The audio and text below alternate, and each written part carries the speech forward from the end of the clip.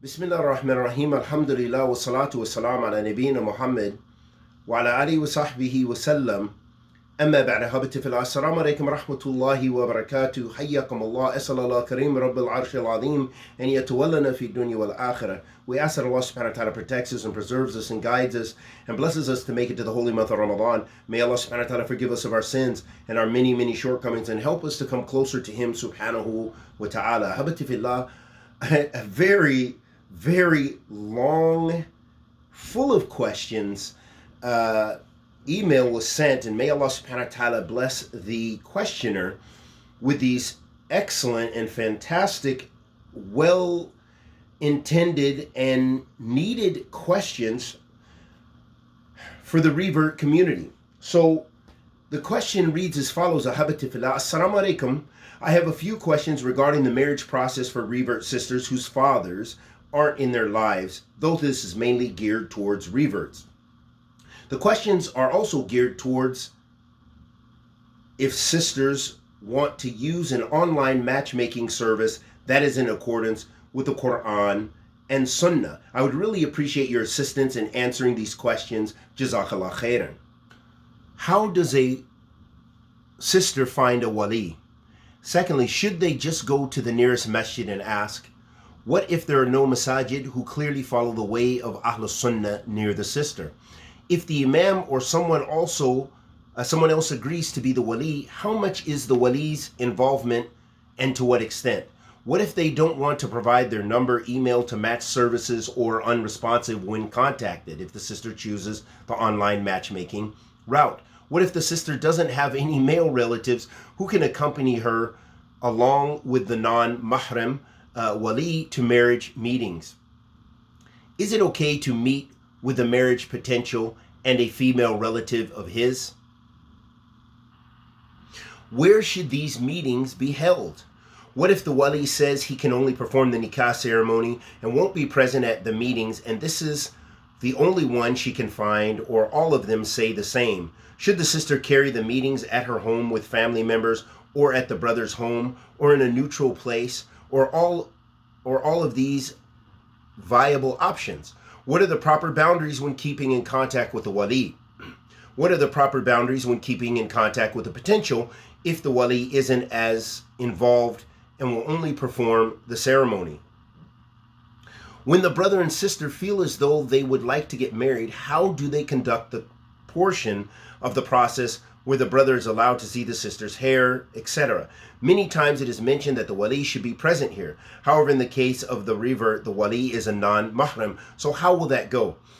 Some revert sisters may have a father who also has reverted who can take on this role, and some don't have male relatives who can accompany them, or their mate or their male relatives aren't Muslims, so their insight on the potential may not be from the right point of view. How can a sister do diligence and try to be sure that the brother is someone she should marry?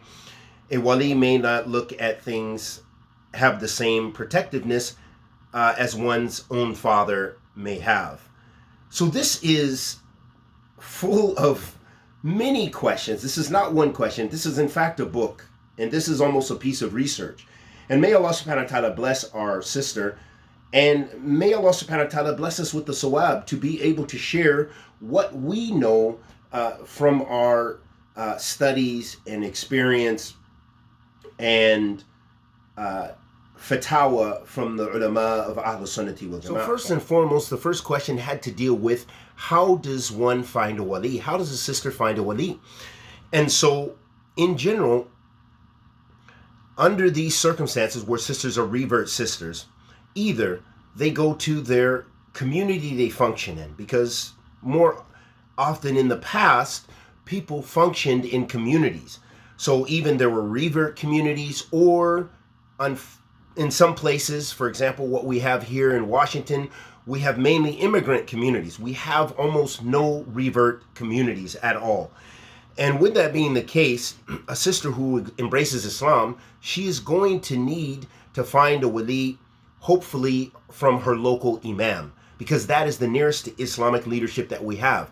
And if you have a dawah center, but if you have neither of those, you have no dawah center, and the local imam does not want to be your wali, nor does he want to appoint one for you, because that's another scenario, so that they are appointing one for you to look out for your interest, to help you find suitable spouses. That if this is the scenario, if this is the case as well, then it is on the sister to try to find a responsible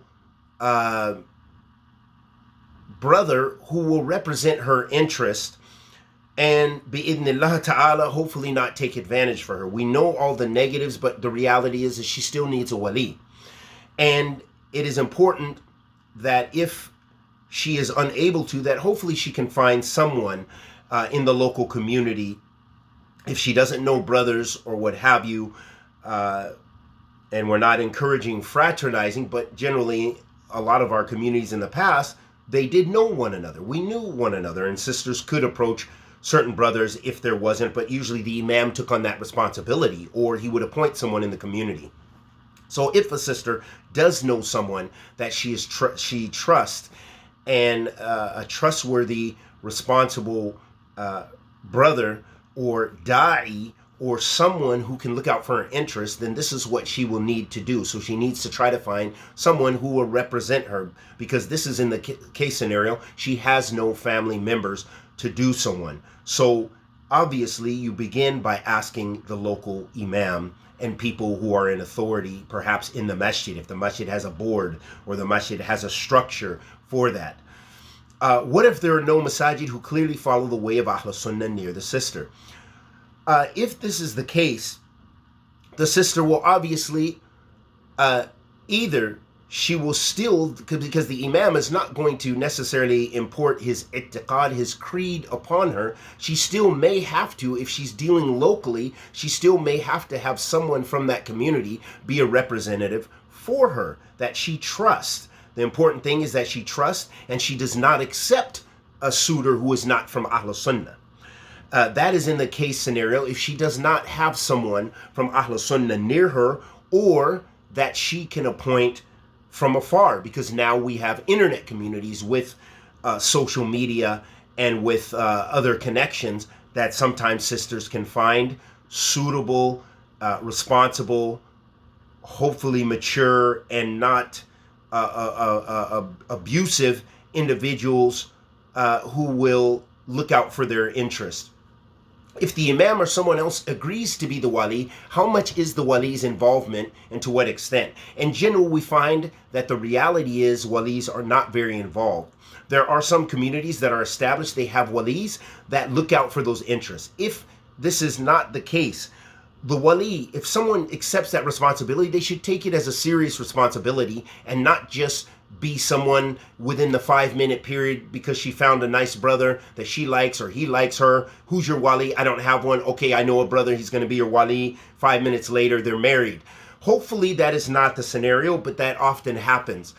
But if someone is going to be a wali, then they should put it upon themselves to be responsible in that regard, to help and assist. But again, the sisters make their own choices about who they want to marry. The wali is just there because that is a sharia condition, a shart nikah, a condition for marriage, and he should take that responsibility serious, where he is looking for suitable people. He's finding out what she is looking for, what she's interested in, and look out for her interests. And as I said, some communities, they do have established brothers, alhamdulillah, that fulfill that role in many revert communities that are established in America. But unfortunately for those of us who are not in revert communities, who don't have that, and the communities are not really concerned about our well-being, wallahu musta'an, then the situation is that sisters are unfortunately often left on their own. So what is the wali's involvement, and to what extent? He will have to communicate with her. There's no other way. It's not through ESP or whatever you call it. I forgot what they call it, telepathy. So they do have to have some sort of limited contact and Sharia-based contact, meaning you're looking out for the interest. So if he if they are calling on the phone, if they are doing the texting, if they're doing the messenger, that he is, sister, salam alaikum, how are you? There's no problem. But not being excessive. Oh, yeah, what'd you do last night? Did you watch a movie? No, this is not the appropriate conduct, but you want to be within Sharia bounds. So he asks about her well-being. He asks about what she's looking for. He has found a suitor for her. So things that have maslahah within the bounds of the Sharia for this maqsad of zawaj, for the intent of her getting married and so forth and finding a suitable suitor. So there is a degree. Perhaps he may know some about her if he hasn't seen her, or he has seen her, he may describe her. Yes, I know a sister. Yes, she's tall and what have you. I think you'll be, if he's, there's going to be some description. So there is perhaps something, because some brothers, they want to know about the sister, her build to a greater or lesser extent.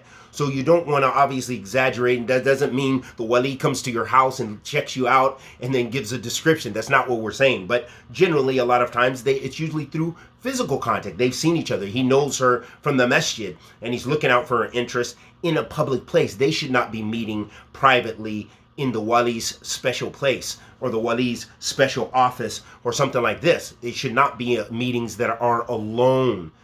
Okay, it should be a way that he knows her, in a public setting, which doesn't have khalwa, doesn't have this seclusion together. What if they don't want to provide their number or email to match services or are unresponsive when contacted? Then that is probably not a suitable wali. I think that's pretty clear. So that's why it's important to try to find a wali that will hopefully be active, because some people take that responsibility. Some people take on that responsibility and trust, and they don't fulfill it. They don't even care if the sister gets married, or they themselves have an interest in that sister, and they are blocking, and they are qita'a turq in that regard. They are shutting things down so she doesn't, because he may have an interest. So this is why it's very important, the trust and the istiqamah of the wali, the straightness of the wali. Well, likewise, the sister, that she is also hopefully a person that is trustworthy, because this is just the how, this is the situation and our real situation that we have to deal with. Sisters have to be married, they need a wali, and often you might not have community support like you need to. So if you have a wali that's unresponsive, perhaps you will need to discard that wali. You need to have a wali that is going to take on that responsibility with seriousness. Bi'idnillah. We're giving you the answers that are idea situations and trying to deal with some of the other less idea situations, but we can't deal with everything. But in general, you want someone who is going to, really look out for your interests. And sometimes that comes better with brothers that are older, that are mature, because it's hard to imagine a sister getting a young 20-year-old wali and she's 18 or 19 herself, and that he's really going to look out for her interests. It can happen, but generally this is not a good situation. What if the sister doesn't have any male relatives who accompany her along with the non-mahram wali to marriage meetings? Again, it is better that they find a way that they can meet.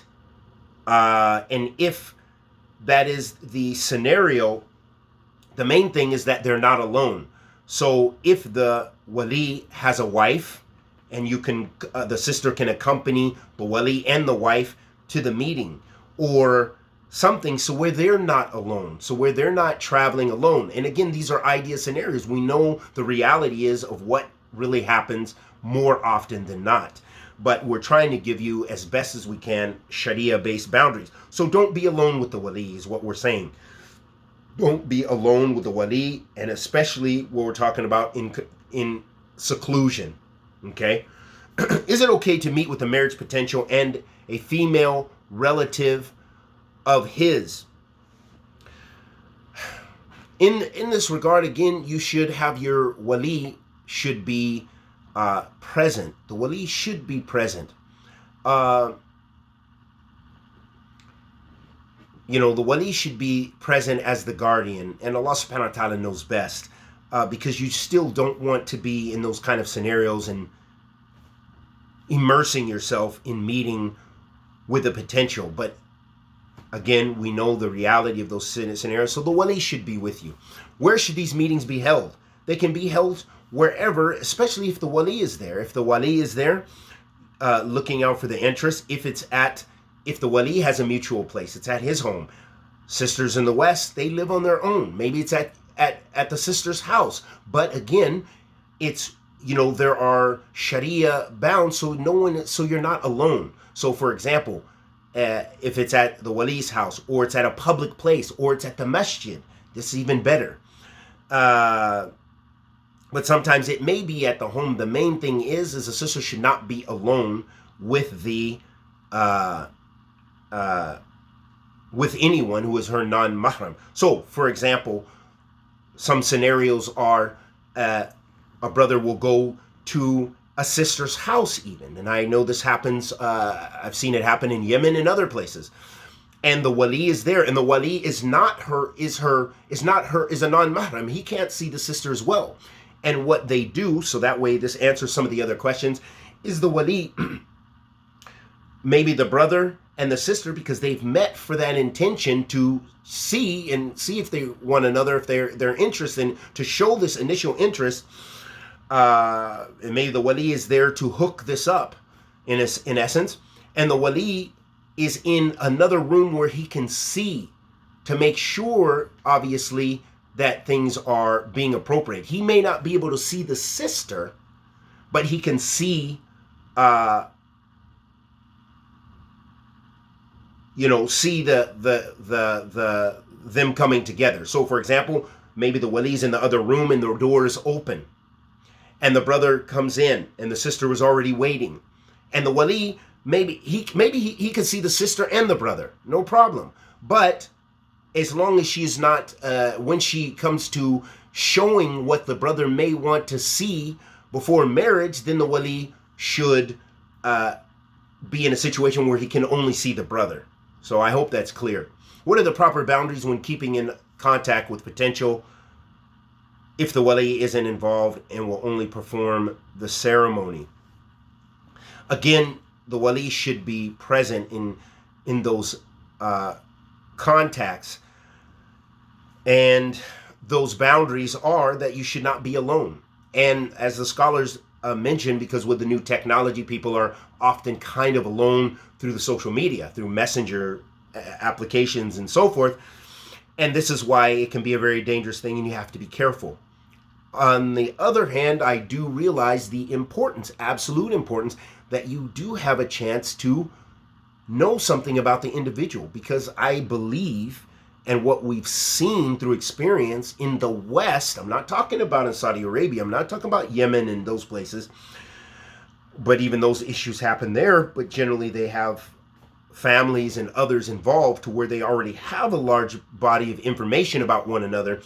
But because we don't, for example, a brother says he wants to get married, they hook up a meeting, and they meet one time and then they marry. And then we find out the brother was a wife beater. He's eaten several sisters, eaten them, it's in his stomach. Or the sister is a hatchet woman and she's cut several husbands up, or whatever the case may be. And so it's very important to have limited contact, but at the same time, what is going to be sufficient to know something about each other over some period of time. I don't say prolong it, but I also say don't rush it. And so those things are really orfi. They kind of go back to your custom, okay, of what you can't say, oh, you have to meet and then you marry the next day, or this and that and the other. There's no real time limit that's mahdud in the shara. I don't know anything of any time limit that's mahdud, or is restricted or in the shara. So we know the Prophet ﷺ from his sunnah is to not prolong the marriage, okay? And the shaitan can engage, but at the same time the shaitan can take advantage of people who hurry and marry. So it is good to take a middle course and kind of know something about that individual. You need some background to know who you are maybe going to raise children with, or who you're going to have a household with. Is there issues of mental illness? Is there mental illness in the family? Is there issues of, does the brother have issues of domestic violence and stuff? If the brother, maybe you're going into a polygamous scenario, how is the brother with his other wife or wives? You know, you need to have a sister needs to have some insight. And how are they somewhat accepting of that? Are you going to marry into a family that's going to create a war zone, or it's going to be a part of a war? So it's good to have some insight, for your own longevity and your own safeguarding your own interest as a Muslimah about one another. When the brother and sister feel as though they would like to get married, how do they conduct the portion of the process where the brother is allowed to see the sister's hair? Many times it is mentioned that the Wali should be present here. However, in the case of the Revert, the Wali, so we just mentioned that again, so that the Wali doesn't see, he's not observing. In fact, even I recall a situation where a Talib al-Ilm, he was from one of the Arab countries and he wanted to marry a Revert sister. And he had me, and this was in Saudi Arabia, and she was in another country. So it was done through like Skype or Zoom. And I was in the room to observe the brother in the conversation. And even though but I was the one who made that connection. So I was somewhat serving as perhaps her wakil or wali at that time. And so, and I think he may have got a chance to see her, aside from just the communication through that. So again, it's so that the wali is not looking at the sister as well, but he can see the gathering so that they're not alone. They are not really alone in that sense. So I think hopefully that's clear. Some reverts may have a brother or sister insight in the potential. How can a sister do due diligence and try to be sure that the brother is someone she should marry? A wali may not look at the things. Again, you want a wali that's looking into that. And if you don't have a wali that's looking into that, which is often the case, then it's very important. Again, some of the brothers, some of the Tulab al-Ilm have detailed this, some of the brothers in the West, and I know one person who has really studied these issues very well, and I think even written about them, is Shadid Muhammad, and I think he has, he's very knowledgeable in this. I recall in Medina, he used to spend time really preparing for these issues. And so what I would say is, in general, that the sister, perhaps it's a good idea to write down a list for sisters in general, even sisters that are not revered, even sisters that have a wali, even sisters that have their father, that you should make a list of things that you're kind of looking for. And on that list, perhaps those things you cannot compromise on. And on that list are those things which you're more flexible on. Okay? So that way you have a good idea. Also, perhaps it is valuable to show you're prepared to even have written questions, because this is the most powerful interview you're going to have. It has a bigger implications than perhaps your employment or your need to go to university or what have you. This is a very important interview, so you should have your questions and queries together, so that way you can have a productive sitting.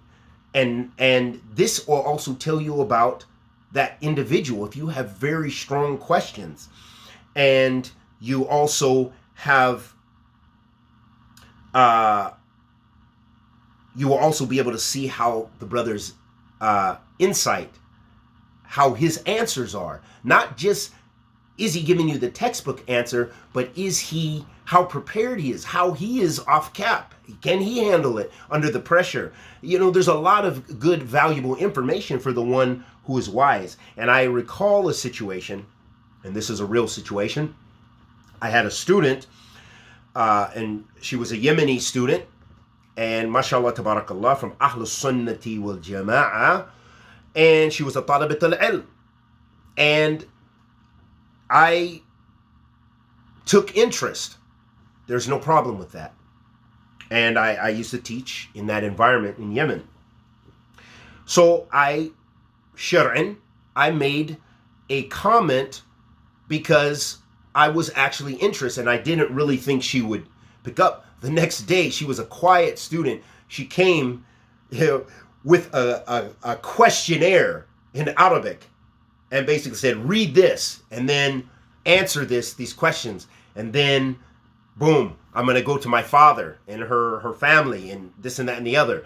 So she was very serious. And in fact, her sister was the one who was very active and spoke with me on the phone and grilled me and said, how are you going to take her from Yemen to America? This is not permissible. It is not permissible to take her from Dar al-Islam to Dar al-Kufr. So she was very strong, and that was an issue with that family, and it made me reflect. And I knew I would probably have my future in America. I was not going to stay in Yemen. So that was a scenario. But I want to give you that insight that she came strong. She came strong, not playing, not Mickey Mousing. This was, I never expected, I actually didn't expect that she had an interest. And boom, she came with the questionnaire, slapped it on my desk, bow, answer these questions in Arabic. Boom, left. That was the next day after class. And then, boom, I was like, wow, nervous. I talked to some of the Tulab al-Ilm there, the Yemenis. So my point is that you should prepare because this is about your future. So I hope that this gives us some insight. We ask Allah subhanahu wa ta'ala, the Almighty, to accept our good and forgive our evil. Wa sallallahu wa sallam ala nabiyyina Muhammad wa ala alihi wa sahbihi wa sallam.